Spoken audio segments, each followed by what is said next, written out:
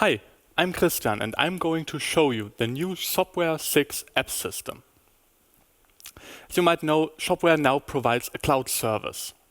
This means we can follow the merchant's journey right from the beginning. But we need your help. Your plugins and your creativity helped us since Shopware 4 to be successful. And now we want to take you along with us into the cloud. But before we go further on with heavenly stuff, let's start with what we have, the plugin system, which is a powerful way to directly interface with the Shopware core. But because it is so intimately woven into the Shopware core, it is also distributed across every instance where it's used. So your plugin is part of many systems. You can imagine it like the sculpture right here. Your plugin depends on stuff. For example, it depends on certain database versions, on tables, on Shopware itself, on the PHP code that makes up Shopware, on the JavaScript code that makes up Shopware, on templates, stuff like that. So you're like one of those stones in the middle. You depend on the stuff below you, and maybe other plugins depend upon you. Or maybe not just plugins, but maybe, external services for connectors, stuff like that. And the thing is, of those distributed systems, not all are the same. You have big ones like this. You have small ones like this, where you just got a few plugins and, there's not much happening there. It's maybe a shop with only like 3 products or something like that. And your plugin has to be there and ready to deal with that as well.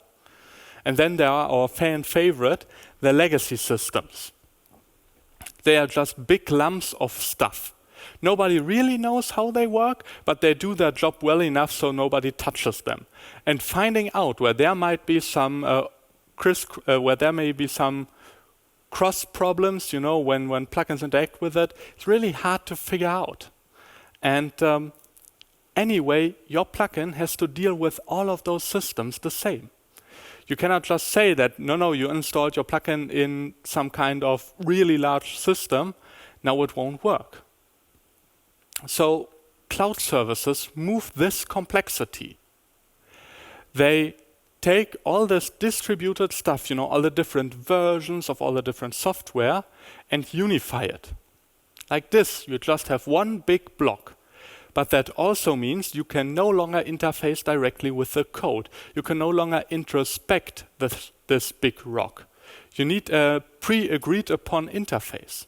You need a network interface. And to make use of that, this network interface, which you might know out of stuff like microservices, we have built a new app system. In this app system, everything is event-based. So let me talk you through a basic event. So in a shop, something happens. For example, a merchant deletes a product or some customer buys products. So an order gets created. This triggers an event. This event is then sent over an HTTP request as a JSON payload to your app. Now the event itself contains only the necessary information to get your app started. It is purposefully light on details so that it does not contain any data that gets stale and outdated. Because again, network interfaces can be asynchronous. And your app then can go ahead and read all the extra data it needs from the shop API.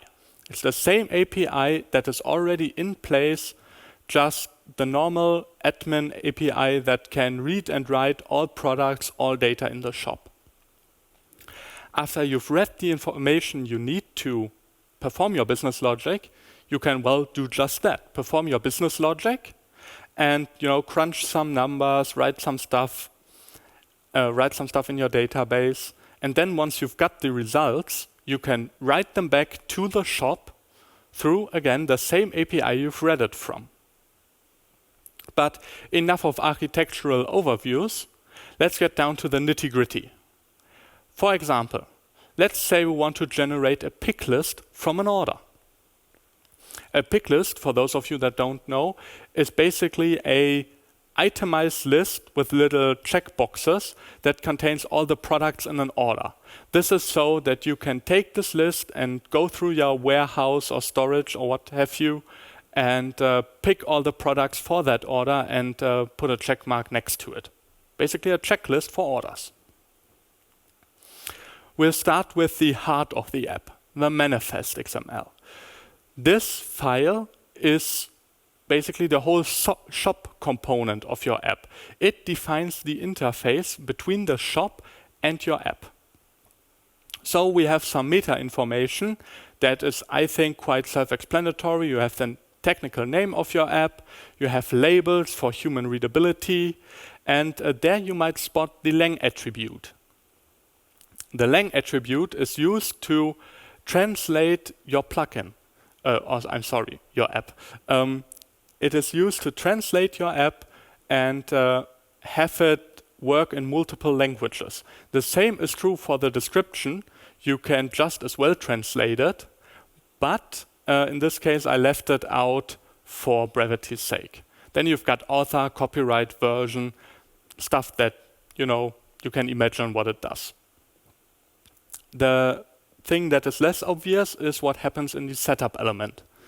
This contains a registration URL with which the shop will register itself with your app. See, that's how you do it. And now that we've got the basics down, we need somewhere to store the pick list. We do that by extending the entity. And for the extension, we'll use custom field sets. They are already a well-used and battle-proven mechanism in Shopware 6 to extend the products. To extend the entities. And there we use a custom field set, we give it a name, we completely define it in this manifest.xml. Again, the translatable labels, we couple it to the order entity. This is what the related entities element is for. And then we add a text area. For our pick list, a text area is, I think, a decent choice, but you're not just limited to text. You can, for example, put in a media relationship so that you can link up images and documents as well. For example, PDFs or, doc files. And now that we know where to store it, we need to have an entry point for our app. For this, we subscribe to a webhook. This is done like this, again, all in the manifest.xml. We give our webhook a name so we can identify it and the shop can identify it as well. We give it a URL. In this case, I'm just using a local development setup and we post to the incoming route. And we tell it what event we want to be notified about. In this case, every time an order is placed.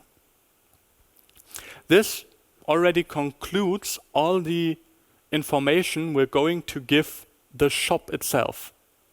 Now we can take care of handling our events. And for this, I've got a little controller written up here. It's a default Symfony application, just set up with Composer and the Symfony template, nothing special. And we have defined a route incoming that takes post requests. It takes a post request because our event will get a JSON representation of the event that occurred in the shop posted to this route. So let's pick apart the request. And therefore, we just pass the request body, it's just a simple JSON object, and get the order ID there. With that ID, we can fetch additional data, in this case, the line items. And we do that through the search endpoint in Shopware 6. This endpoint understands JSON objects that represent criteria, just the same as you would use in a normal Shopware 6 backend plugin. And in this criteria, we tell it to add an association to the line item, so we get all the infos we need, and the order ID, because we're just interested in one order. Limit it to 1, quite obviously, there are no more with that ID, and then we just post at the search endpoint and get back our data. Now, the search function there does capture a bit of complexity, but it's not much. It's just a Guzzle client that does a request, nothing out of the ordinary. And where we get the headers from, we'll get to. So now that we've got the data, we can iterate over all the line items and build our pick list. In this case, we just grab the label of this line item. We just get its product number. We're pretending they're all products, which is not necessarily true, but that's just here for example purposes. And then we get the quantity. So we then build up the pick list line by line and add it all to our string. So now that we've got our pick list, we just need to write it back. And for that, we again use the same API again and again and again, the API, to write back our custom fields, our custom field information. Done through a patch request. I think that is quite self-explanatory. And we're done. This is all it takes to handle an event, build a pick list from it, and add it to the order. So let's have a look at the result. This is how it looks in the administration.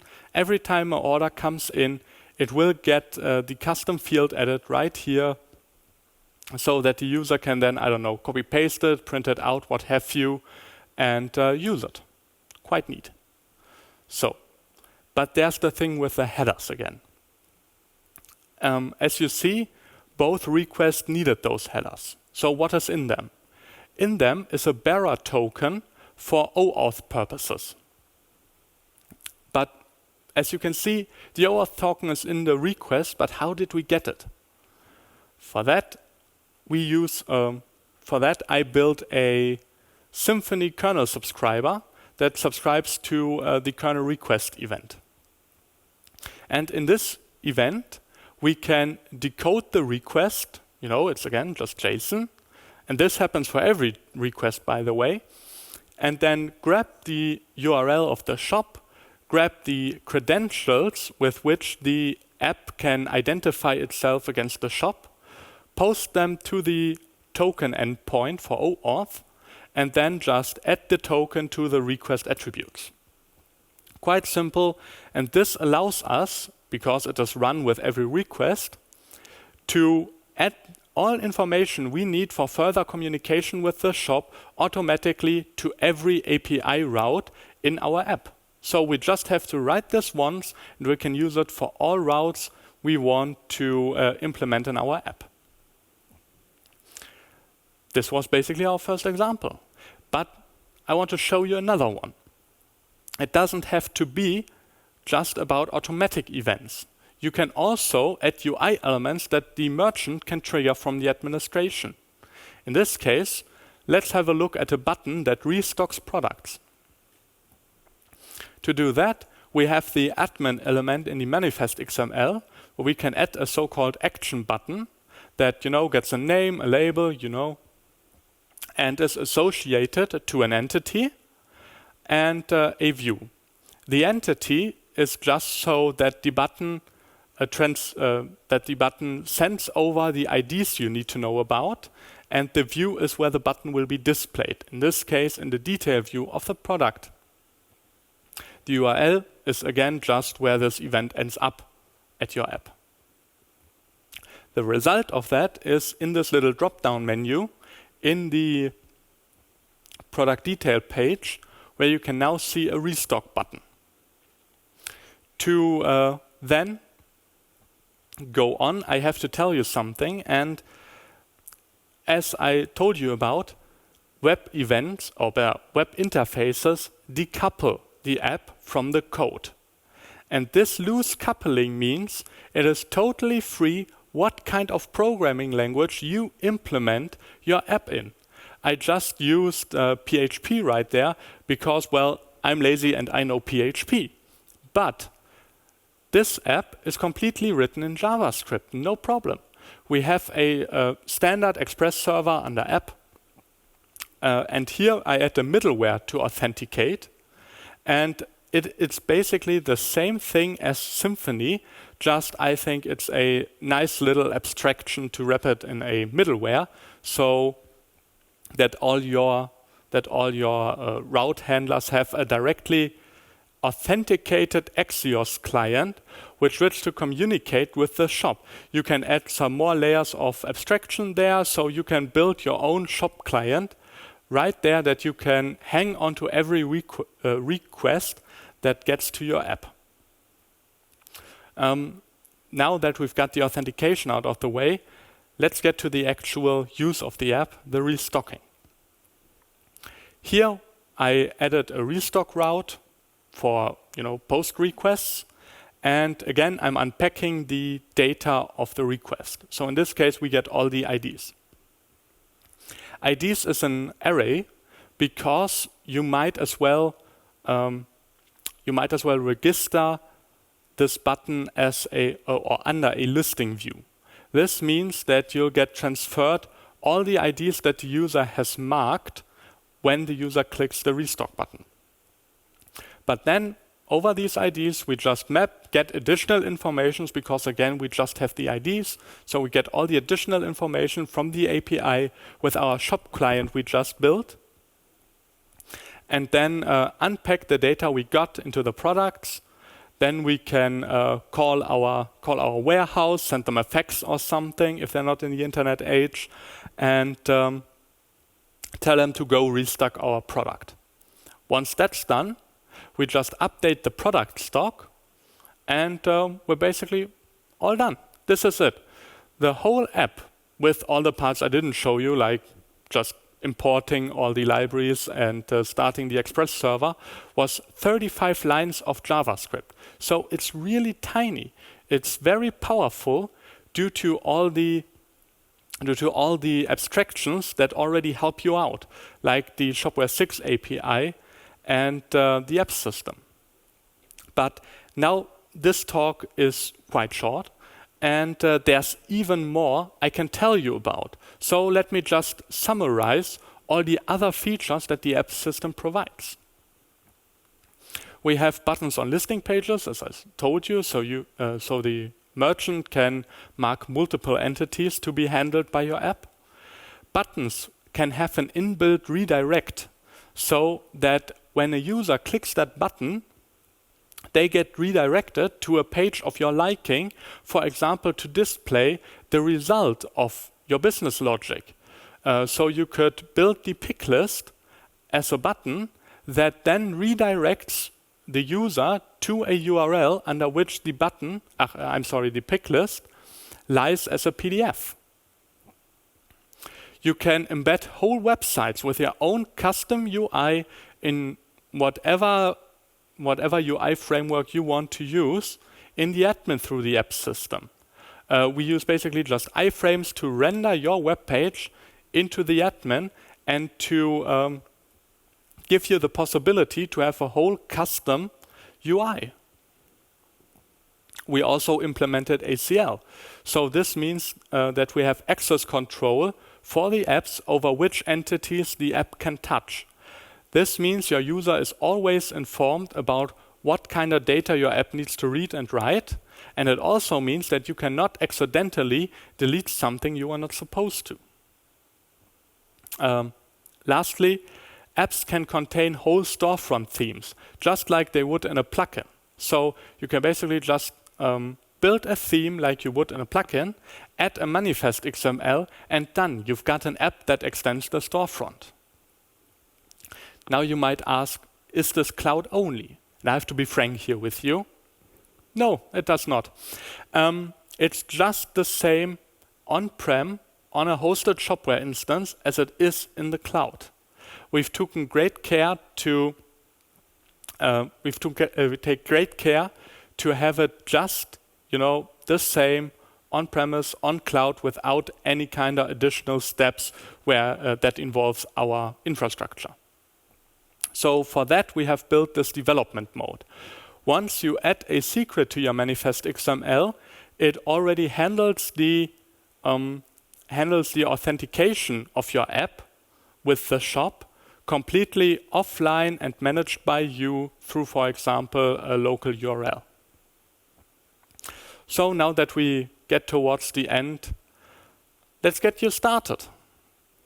Let's get you started building apps to do cool stuff. For that, we have a white paper. A white paper is especially useful if you want to compare the old plugin system with the new app system. I've called them old and new, but matter of fact is we don't want to split up our community. We want to keep you all involved, and for some use cases, plugins are still the best way to go. And this white paper will tell you when to use a plugin and when to think about using an app. We will support both of them. We got docs, just another standard Shopware 6 docs, freshly updated for the app system. We will build an app store. It's not quite ready yet, but once it's done, you will have an app store directly in the administration so that the merchant has no longer go to our external plugin store and buy an app. They can just click on the app store in their administration to buy one of your apps.